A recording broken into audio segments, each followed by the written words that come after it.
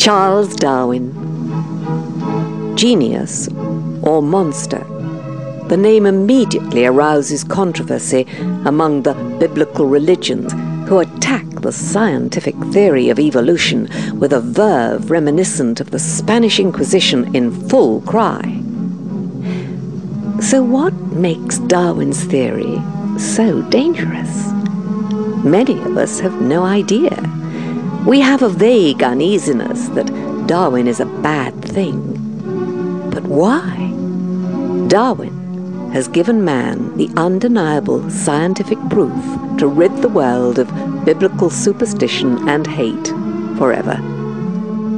That is why men of God will lie to courts, cheat and mislead their congregations, use false degrees, and misquote whenever the feeling takes them to prove that their version of the beginning of life is the right one, even without a scrap of evidence.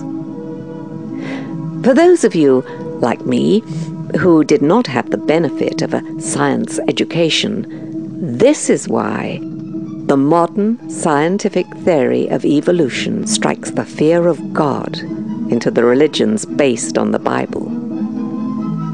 It is simple and devastating. The modern scientific theory of evolution proves beyond doubt there was no first man or first woman, as the ones described in Genesis, with the woman being conjured up out of the man's rib. No Adam and no Eve. Therefore, no original sin, no fall, and no need for God to send his only begotten Son to redeem the world. End of story. Without Adam and Eve and their act of disobedience to God, the religions based on the Bible have nowhere to go. The Bible without Adam and Eve is like Hamlet without the Prince of Denmark. Game, set, and match to the modern scientific theory of evolution. Darwin was a Christian. He knew what he'd done, even though at the time he didn't know how to prove it. He put off the fatal pronouncement for 20 years as he realized that this spelt the end to the established religions. He was right. The modern scientific theory of evolution is as sound as Newton's theory of gravity and Einstein's theory of relativity. Darwin came up with a mechanism of how evolution happens. He didn't have much, in fact any evidence for human evolution. The reason we know Adam and Eve didn't exist came primarily after Darwin.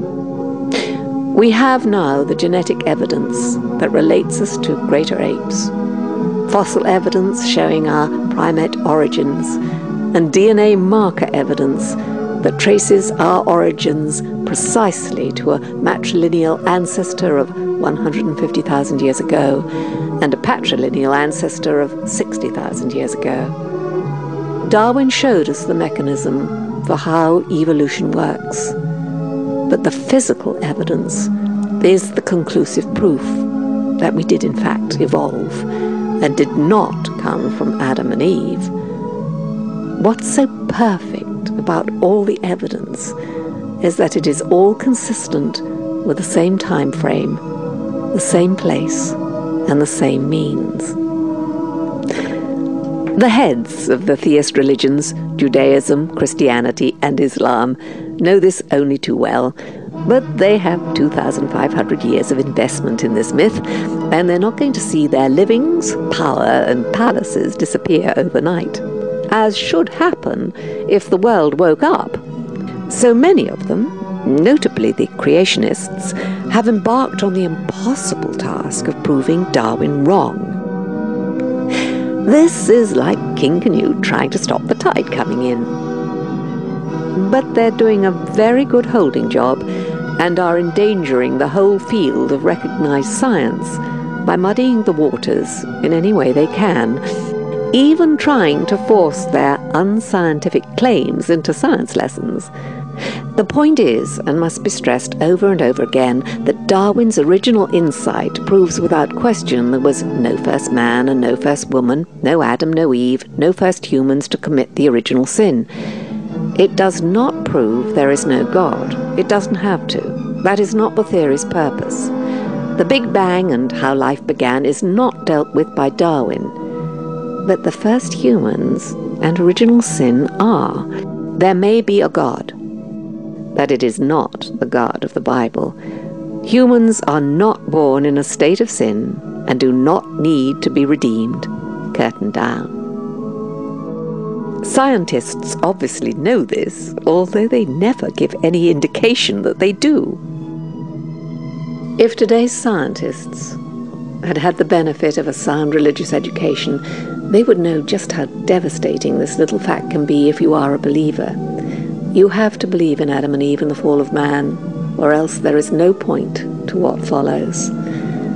Darwin's insight proves the Bible is a work of fiction, and it's time to put it back on the shelf and enjoy life, free from the fear of a bad-tempered God, and go out and smell the roses.